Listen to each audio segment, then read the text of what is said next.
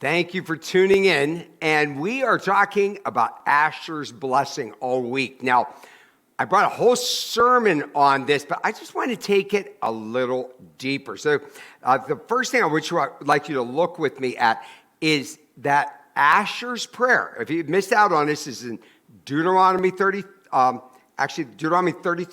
It says, this is a prayer about reproduction. So we were talking about how Abraham, blessed his family. Jacob blessed his family. And then Jacob had a special blessing for his son Asher. And then now we see that Moses is also blessing them because the Israelites were made up of the 12 tribes. So we're looking at different parts of this prayer and the kind of blessings in which we also want. So it is a prayer about reproduction. Now, look at me, Deuteronomy 33:24. And of Asher, he said, let Asher be blessed with children. Now, I spoke in church about the blessings of having a family, but I'm not talking about that now. I want to talk to you about posterity. You go, what? Posterity is more of like a biblical word. And I want to look just a little deeper into this, the posterity. I want you to pray about your posterity for the future of your family. Look in Psalms 22, verse 30. Posterity will serve him. Future generations will be told about the Lord. They will proclaim his righteousness, declaring to a people yet unborn, he has done it. Okay, this is really a big deal. What are people going to say about you after you are gone? We get so worried about little things in life, but we kind of miss out on the big picture. You see, in the next generation or the generation after that, you don't want to be known that you had a great job or, wow, you were really popular or you were fit. Everything comes down to your character and your standing with God and what you have done for the Lord and what a blessing you were to others. So I talked this last weekend about you want to be blessed so you could be a blessing for others. Now, if you just want to be blessed for yourself, well, that's not good. It really is not.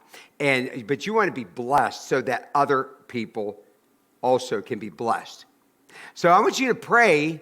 We talk about posterity. Posterity is future generations. How you're going to stand, how you're going to look in future generations. So pray for spiritual reproduction. Look at Colossians 4, verse 3. With all praying also for us that God would open unto us a door of utterance, so we could speak utterance, to speak the mysteries of Christ, for which I am also in bonds. Now look here, as the apostle's writing about this, he's saying I'm in bonds, I'm in imprisonment, I'm being persecuted. But that is so the gospel can go forward. I want you to pray that we can reproduce ourselves. Now, so really, when we're talking about our posterity and that we would grow larger in family, it's not about the number in our family. It is about the effect that we have on our future generations, that we reproduce them spiritually. Now, look in 1 Corinthians 11:1.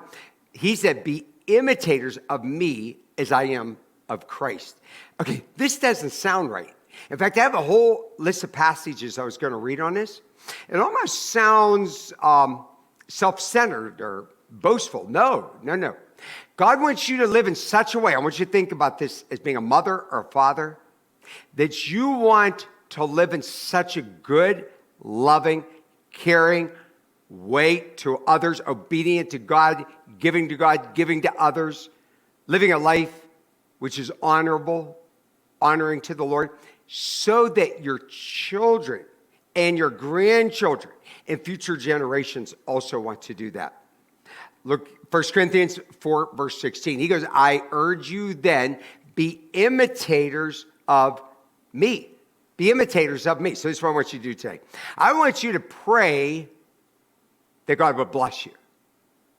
But I want you to especially pray this. Don't pray that God just blesses your life.